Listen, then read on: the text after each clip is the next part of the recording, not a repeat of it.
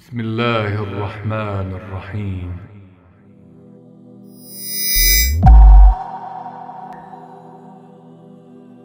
اللهم صل على محمد وآل محمد. اللهم صل على محمد وآل محمد. اعوذ باللہ من الشیطان الرجیم. بسم اللہ الرحمن الرحیم. الحمد للہ والصلاة والسلام علی رسول اللہ وعلی آلہ آل اللہ لا سیما بقیت اللہ واللعن الدائم علی اعدائہم اعداء اللہ من الآن الی یوم لقاء اللہ. اما بعد فقد قال اللہ تبارک و تعالی فی کتابہ المجید. بسم اللہ الرحمن الرحیم. وَمَن يُعَظِّمْ شَعَائِرَ اللَّهِ فَإِنَّهَا مِن تَقْوَى الْقُلُوبِ. جو شخص بھی اللہ کی نشانیوں کا احترام کرتا ہے تو یہ احترام بتا رہا ہے کہ اس کا قلب پاک و پاکیزہ ہے، اس کا قلب متقی ہے. قرآن نے جب بھی تقویٰ کی بات کی تو قلب کے تقویٰ کی بات نہیں کی، انسان کے ذات کی تقویٰ کی بات کی. لیکن یہ پہلی بار ہوا کہ جب شاعر اللہ کی تعظیم کی بات کہی تو کہا اس کا قلب متقی ہے، یہ اس کا دل متقی ہے. کیونکہ یہ بہت اہم مسئلہ ہے کہ انسان اللہ کی نشانیوں کی تعظیم کرے. ساری کائنات اللہ کی ہے، ساری کائنات کی جو مخلوق ہے اس کا خالق اللہ ہے. تو اس اعتبار سے ہر چیز شاعر اللہ ہے، کیونکہ ہر چیز اللہ کی نشانی ہے. خالق، ہر مخلوق خالق کا پتہ بتاتی ہے. اب یہ جو میز ہے، یہ میز اپنے بنانے والے کا بتا رہی کہ مجھے کس نے بنایا. یہ لباس یہ بتا رہا ہے کہ مجھے کسی نے بنایا ہے. ہر مخلوق اپنے خالق کا پتہ بتاتی ہے. تو اس اعتبار سے تو تمام مخلوقات شاعر اللہ ہیں. لیکن پروردگار نے ہر مخلوق کو اپنی نشانی نہیں کہا، ہر مخلوق کو نہیں کہا، بلکہ وہ مخلوق وہ کہ جس کا تعلق ولی خدا سے تھا، حجت خدا سے تھا، اس کو اپنا شاعر کہا. ان الصفا و مروہ من شاعر اللہ. صفا و مروہ کو کہا. کیونکہ یہاں ایک بے چین اور مضطرب ماں ایک حجت خدا کے لیے پانی کی تلاش میں نکلی ہیں اور ایک پہاڑی سے دوسری پہاڑی کے درمیان سفر کرتی ہیں، 7 مرتبہ سفر کرتی ہے، تو یہ 7 مرتبہ شاعر اللہ بن گیا. اور قیامت تک جو حجاج کرام جائیں گے وہ نہ صرف یہ کہ شاعر اللہ کی تعظیم کریں گے بلکہ اس عمل کو بھی انجام دیں گے، اس عمل کو بھی انجام دیں گے. کیونکہ یہ ایک ایسی ماں کا عمل ہے جو ولی خدا کے لیے تھا، ولی خدا کے لیے تھا، حضرت اسماعیل کی پیاس کو بجھانے کے لیے تھا. اور اسی وجہ سے آپ دیکھتے ہیں کہ بزرگان یہ فرماتے ہیں کہ جب کربلا جاؤ تو ایک گوشے میں بیٹھ کر ضرور حضرت علی اصغر کے مصائب یاد کرو. ایسا نہ ہو تم کربلا سے واپس آ جاؤ اور حضرت علی اصغر کے مصائب نہ یاد کیے ہو، کیونکہ وہاں مرحلہ کٹھن تھا، وہاں سختیاں زیادہ تھی. یہاں صرف پیاس کا مسئلہ تھا جو حل ہو گیا، ایک چشمہ نکل آیا. کاش رباب کے لیے بھی یہ مسئلہ اتنا آسان ہوتا، چند خیام کی طرف چکر لگا لیتی اور ایک چشمہ نمودار ہو جاتا. لیکن وہاں چشمہ نمودار نہیں ہوا. من الورید الی الورید و من الاذن الی الاذن کی بات ہو گئی. ایک سے شعبہ تیر مارا گیا جس سے حضرت علی اصغر منقلب ہو گئے. ایک نس سے نکل کر دوسرے نس کی طرف اس تیر نے اس گلوئے مبارک حضرت علی اصغر کو پارا پارا کر دیا. تو جب وہاں جاؤ تو اس شاعر کی بھی احترام کرو، اس کا بھی احترام کرو. اس کا حق ہے کہ اس کا احترام کیا جائے. اور اسی وجہ سے یہاں ایک حج اور عمرے کا ثواب ملے گا، جو مکہ میں جائے گا اور صفا و مروہ کے چکر لگائے گا اور تمام مناسک کو انجام دے گا، لیکن کربلا میں اس کے ثواب کو کہیں زیادہ بڑھا دیا گیا۔ کہاں ایک قدم پر ایک حج اور عمرہ ہے، ایک قدم پر۔ کیوں؟ کیونکہ سختیاں زیادہ تھی، مصائب زیادہ پڑے یہاں پر، ہر قدم کے بدلے حج اور عمرے کا ثواب مل رہا ہے۔ یہ روایتیں ایسے ہی نہیں ہیں، بعض انسان سمجھتے ہیں، بعض افراد سمجھتے ہیں، اپنی روشن فکری کا مظاہرہ کرتے ہیں، کہتے ہیں نہ ہو سکتا ہے ضعیف ہو، راوی اس کے صحیح و سند نہ ہو، بررسی کرنی چاہیے، ہمیں دیکھنا چاہیے ان کے راوی۔ دیکھ لو تم راویوں کو، آؤ صرف بولو مت، آ کے دیکھ بھی لو کہ کون سی ایسی روایتیں جو کمزور ہے۔ کامل الزیارات کی روایتیں ہیں یہ مت سمجھو مبالغہ، اصل مبالغہ نہیں ہے، حقیقت ہے کہ جہاں کچھ مشکلات اٹھائی ہیں بی بی ہاجرہ نے، وہاں شاعر اللہ ہے وہ، تو جہاں بہت زیادہ مشکلات اٹھائی ہیں، جو ذیب عظیم کی تک پہنچ چکا ہے، وہاں پہ شاعر اللہ بھی بہت عظیم تک پہنچ چکا ہے۔ آج آپ کی خدمت میں ایک اور نقطے کی طرف اشارہ کرنا مقصود ہے، اور وہ یہ ہے کہ شاعر شعور سے نکلا ہے، یعنی شاعر اور شعور ایک ہی کلمے سے، ایک اصل سے دونوں کلمے نکلے ہیں، دونوں کے درمیان ایک بہت گہرا رابطہ ہے۔ شاعر، شعور اور شعار، شعر، یہ سب ایک ہی کلمے سے نکلے ہیں۔ شعار کہتے ہیں نعرے کو، جیسے ہم اردو میں کہتے ہیں، اگرچہ شعار میں دقت زیادہ ہے، لیکن شعار کہتے ہیں اس نعرے کو جو ہم اردو میں استعمال کرتے ہیں۔ اور شعور بھی اسی سے نکلا ہے، شعور بھی اسی سے نکلا ہے۔ ہر نعرے کے پیچھے ایک شعور ہوتا ہے، ہر شعار کے پیچھے ایک شعور ہوتا ہے۔ ایسے ہی نہ، ایسے کوئی شعار نہیں لگاتا۔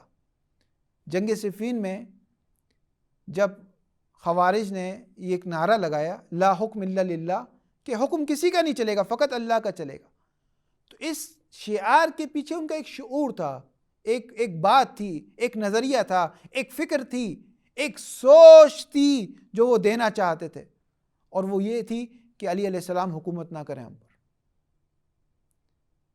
اور بصیرت شخص وہ ہوتا ہے، آگاہ شخص وہ ہوتا ہے، انسان ممتاز اس وقت ہو جاتا ہے، کامل کمال کی درجہ اس وقت پیدا ہو جاتا ہے انسان میں جب وہ اس شعار سے پیچھے جو اس کے شعور ہے اس تک پہنچ جائے۔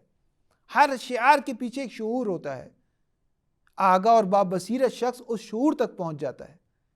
اسی وجہ سے امیر المومنین سے جب پوچھا گیا کہ یہ ان کا نعرہ کیسا ہے خوارج کا، تو کہا الکلمۃ الحق وَيُرَادُ بِهَا الْبَاطِلُ، کلمہ حق ہے، قرآن کی آیت ہے، شعار حق ہے، لیکن اس کے پیچھے جو شعور ہے وہ باطل ہے، وہ گمراہ کرنے والا ہے، جو سوچ ہے اس کے پیچھے، جو نظریہ ہے اس کے پیچھے، وہ باطل ہے۔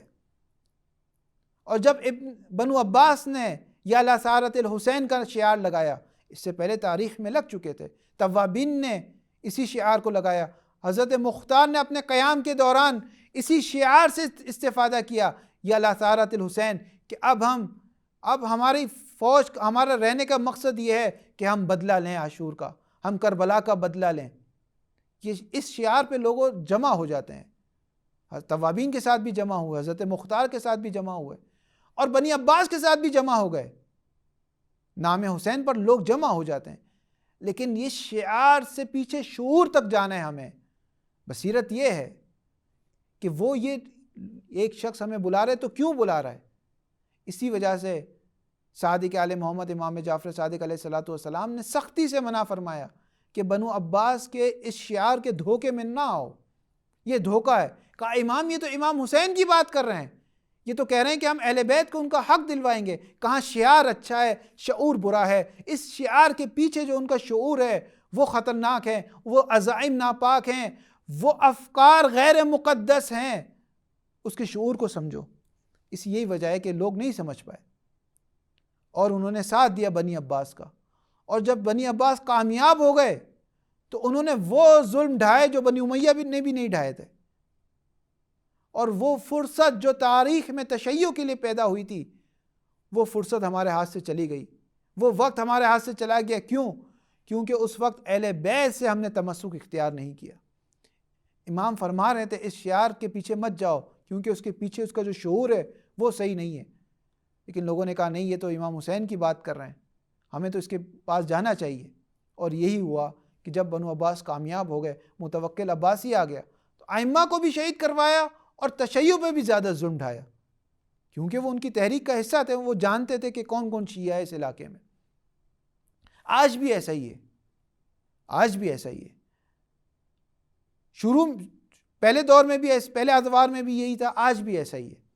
آپ دیکھتے ہیں کہ امیر المومنین کو جب خلافت سے لوگوں نے خلافت سے وہ کیا، قبول نہیں کیے اور غدیر کو بلا دیا اور خلافت کسی اور کے سپرد کر دی، تو ابو سفیان مولا کے پاس آیا اور کہا کہ آپ اجازت دیں تو میں اس پورے مدینے کو گھوڑوں سے اور پیادوں سے بھر دوں گا آپ کی حمایت میں۔ تو کہا تم کب سے اسلام کے ہمدرد ہو گئے، تمہارے دل میں کب سے اسلام کا درد اٹھنا شروع ہو گیا؟ تو فوراً امیر کائنات اس شعار کے پیچھے چھپے ہوئے شعور تک پہنچ گئے، اور یہی بصیرت ہے۔ لا علم لمن لا بصیرت لا، اس کے علم کا کوئی فائدہ نہیں جس کے پاس بصیرت نہیں۔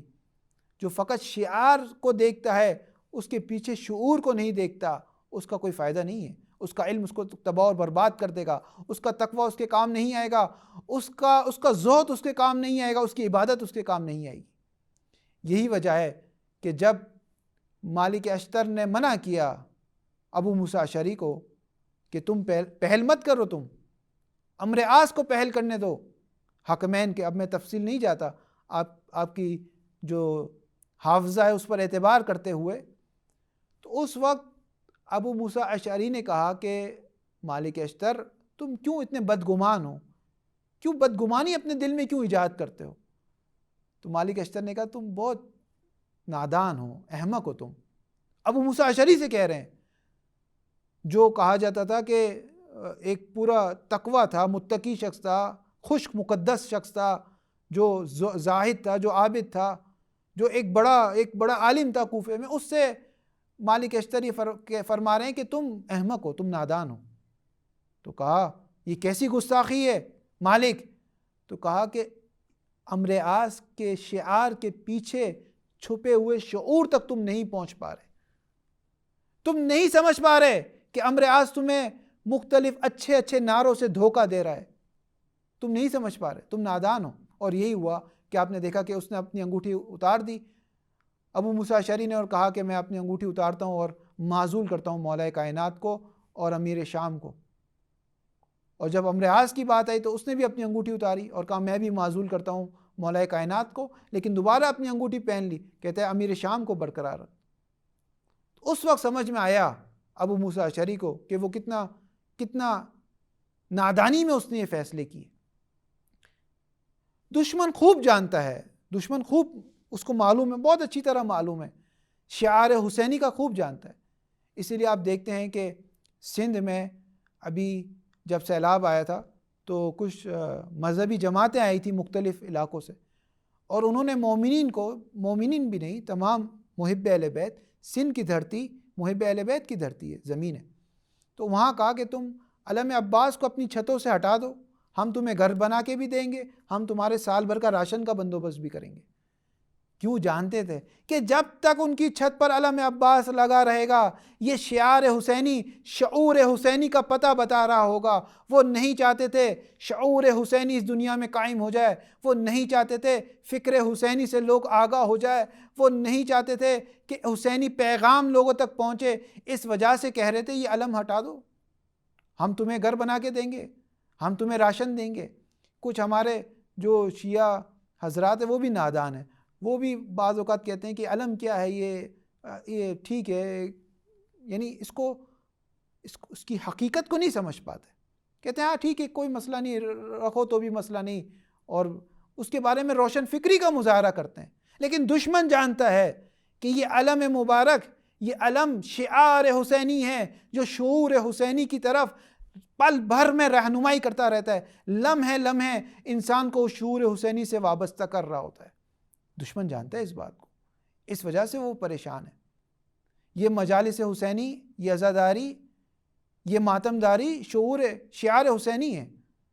ماتم ہم کرتے ہیں، تکلیف دشمنوں کو ہوتی ہے۔ کیوں ہوتی ہے؟ سینہ ہم اپنے سینے پہ ہاتھ مار رہے ہیں نا. دشمنی انہیں کیوں ہو رہی ہے؟ انہیں کیوں تکلیف پہنچ رہی ہے؟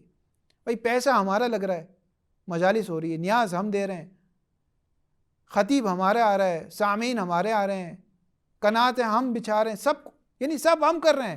بھائی تمہیں کس بات کی تکلیف ہے؟ کیونکہ وہ جانتے ہیں کہ یہ شعار حسینی ہیں جو شعور حسینی کے بارے میں لوگوں کو آگاہ کر رہے ہیں، اور جن کی فطرت، جن کے مزاج یزیدی شعور سے متمسک ہیں، جو یزیدی شعور کو اپنی فطرت میں حصہ دے چکے ہیں، انہیں شعار حسینی پسند نہیں آتا. جن کی فطرت مانوس ہو چکی ہے نا باطل خداؤں سے، جن کی فطرت مانوس ہو چکی ہے یزیدی سوچ سے، یزیدی افکار سے، انہیں پھر یہ شعار حسینی پسند نہیں آتا. وہ کہتے نا یہ نہ کرو، یہ ماتم نہ کرو، یہ عزاداری نہ کرو، یہ علم مبارک کو اپنے گھروں سے نکال دو، یہ سبیلے مت لگاؤ. سبیلے لگانے میں ابھی آپ نے دیکھا کہ کراچی میں سبیلوں پر حملہ ہوا. بھئی سبیل پہ کیوں حملہ کر رہے ہو؟ ہم تو صرف پانی پلا رہے ہیں. نہیں پیتے ہو پانی، نہ پیو. اس دنیا کا کوئی مذہب، دنیا کی کوئی سوچ، دنیا کا کوئی شخص، کوئی فکر، کوئی مکتبہ، کوئی شخص پانی پلانے کو برا نہیں سمجھتا. کہتے پانی پلا رہے انسان، یہ برا سمجھتے ہیں. بھائی تم کیوں برا سمجھتے ہو؟ کہہ رہے نہیں بس سبیلے ہٹاؤ. ہر سبیل ایسی شعار ہے جو اپنے پیچھے شعور حسینی کو بتا رہی ہوتی ہے.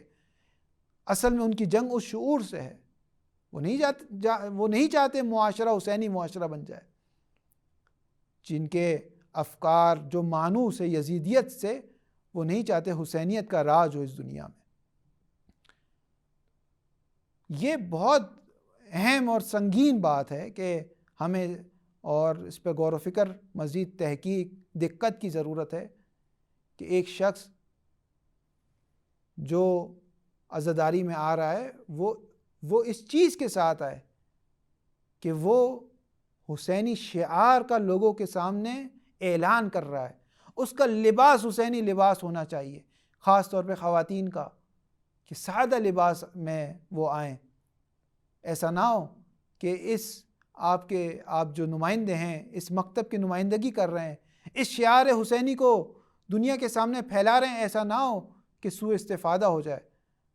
ایسا نہ ہو کہ ابلیسی جو نظام ہے وہ اس سے استفادہ کر سکے. سوچنا چاہیے ہمیں، ایک نوجوان جب اپنے گھر سے نکلے تو اس کا حلیہ مومن والا ہونا چاہیے. اس کے چہرے سے لے کر اس کے پورے جسم سے پتہ چلے کہ یہ حسینی شعار کا علم بردار ہے. ایک خواتین اپنے گھر سے نکلے تو اس کی پورا وجود بتا رہا ہو کہ یہ حسینی شعار کی علم بردار ہے. اور جب یہ معاشرے میں رائج ہو جائے گا تو معاشرہ حسینی معاشرہ بن جائے گا. ہر شخص اپنے آپ کو مسئول سمجھے، ہر شخص اپنے آپ کو ذمہ دار سمجھے، ہر شخص آپ یہ نہ سمجھے کہ ایک شخص کی قیمت ہے، ایک شخص کی اہمیت ہے، ایک شخص کے خراب ہونے سے فرق پڑے گا. ایک خواتین بے حجاب ہوگی اس سے فرق پڑے گا، ایک نوجوان جس نے داڑھی منڈوائی ہوگی اس سے فرق پڑے گا. اس شعار حسینی میں فرق آ جائے گا. اور اس بات کو ہم سب کو سمجھنا چاہیے. پروردگار متعال سے بھی دعا ہے کہ ہمیں یہ توفیق دے کہ ہم اچھے انداز میں اپنی ذمہ داری کا مظاہرہ کر سکیں. اور یہی وجہ ہے کہ آپ دیکھتے ہیں کہ جو کربلا کے افراد تھے ان میں کس حد تک یہ بات موجود تھی کہ جب امام مظلوم نے حضرت قاسم سے کہا، قاسم یہ بتاؤ کہ تم بار بار مجھ سے یہ پوچھ رہے ہو کہ چچا جان میں شہید ہوں گا یا نہیں ہوں گا، مجھے یہ تو بتاؤ کہ موت تمہاری نگاہ میں کیسی ہے، موت کو تم نے کیسا سمجھتے ہو؟ تو حضرت قاسم فرماتے ہیں، اے چچا جان اگر آپ کی راہ میں موت آ جائے تو یہ موت احلی من العسل، یہ شہد سے زیادہ شیریں ہے. کتنی زیادہ، اس کو کوئی خطیب، کوئی مورخ، کوئی عالم بیان نہیں کر سکتا حضرت قاسم کی اس بات کو کہ شہد سے کس قدر زیادہ یہ موت حضرت قاسم کے لیے شیریں ہے. کس قدر اشتیاق تھا حضرت قاسم کو. لیکن جب روز عاشور آیا تو امام حسین نے اجازت نہیں دی. کہا قاسم تم میرے بھائی کے یتیم ہو، میں تمہیں کیسے اجازت دے سکتا ہوں؟ تم میرے بھائی، بڑے بھائی کی نشانی ہو، میں تمہیں اجازت نہیں دے سکتا. تم یتیم حسن ہو، میں تمہیں اجازت نہیں دے سکتا. مقتل میں آپ پڑھتے ہیں کہ حضرت قاسم نے خوب گریہ کیا اپنے خیمے میں، اور پھر امام حسین کے خیمے میں تشریف فرما ہوئے، امام کے قدم مبارک پر بیٹھ گئے، امام کے ہاتھوں کو لیا، بوسے دینے شروع کیے، امام کے قدموں کو بوسے دینے شروع کیے، اور کہتے جاتے تھے چچا جان اجازت دیجئے، چچا جان اجازت دیجئے، یہاں تک کہ مقتل کے جملے کے اتنا روئے ہیں امام حضرت قاسم اور امام حسین کے دونوں کو غش آ گیا۔ جب ام فروہ نے منظر دیکھا نا تو یاد آ گیا کہ امام حسن نے ایک تعویذ باندھا تھا اور کہا تھا قاسم اگر مشکل پڑے نا تو اس تعویذ کو کھول لینا۔ کہا اس سے زیادہ مشکل وقت کیا ہوگا کہ میرا بیٹا قاسم جنگ کی اجازت مانگ رہا ہے اور امام جنگ کی اجازت نہیں دے رہے۔ جب اس تعویذ کو کھولا گیا تو اس میں لکھا تھا کہ اے قاسم جب تمہارے چچا پر جنگ کے جہاد کا وقت آ جائے تو پیچھے نہیں ہٹنا۔ خوشی خوشی حضرت قاسم اس تعویذ کو لے گئے۔ چچا جان اس سفارش کو قبول کیجئے، یہ آپ کے بھائی کی سفارش ہے۔ امام حسین نے اس موقع پر امام حسن کو یاد فرمایا، اس موقع پر امام حسن کو یاد فرمایا، اور امام حسن نے بھی تو امام حسین کو اس موقع پر یاد فرمایا تھا جب زہر سے آپ کے جسم کے ٹکڑے ٹکڑے ہو گئے تھے۔ اس وقت امام حسن نے فرمایا تھا لا یومک یومک یا ابا عبداللہ، جیسا آپ کی مصیبت کا دن ہے ویسا کوئی دن اس دنیا میں نہیں گزرا۔ اور امام حسین نے بھی اس موقع پر امام حسن کو یاد فرمایا۔ حضرت قاسم کو اجازت دی، لیکن حضرت قاسم کم سن تھے، اجازت دی، رکاب پر پاؤں نہیں آ رہے تھے، رکاب کو چھوٹا کیا گیا، جو کلاه ہوتی ہے جنگ کی وہ نہیں آ رہی تھی۔ حضرت قاسم کے سر پہ عمامہ باندھا گیا اور آدھے عمامے کو ان کے چہرے مبارک پہ ڈال دیا گیا نقاب کی صورت میں۔ دشمن یہ چہرہ نہ دیکھ لیں، کہیں بغض حسن کی وجہ سے اس چہرے پر زیادہ حملے نہ ہو۔ حضرت قاسم نے جنگ کی، بھرپور جنگ کی۔ ایک لعین نے پیچھے سے حملہ کیا، سر مبارک قاسم شگاف ہوا، منہ کے بل زمین پر آئے، آتے آتے چچا جان کو آواز دی چچا جان میری مدد کیجئے۔ امام حسین تاریخ کہتی ہے ایسے گئے ہیں جیسے ایک شکاری جاتا ہے باز، اس طرح دشمنوں پہ حملہ کیا۔ جو حضرت قاسم کو شہید کرنا چاہتا تھا امام نے اس کے ہاتھ کو قلم کیا، اس نے فوج کو آواز دی اے فوج اشقیا میری مدد کو آؤ، دیکھو حسین نے مجھے گھیر لیا ہے۔ جاتی ہوئی فوجیں پلٹی ہیں، اس طرح سے پلٹی ہیں کہ پھر لاش مبارک حضرت قاسم پامال ہو گیا۔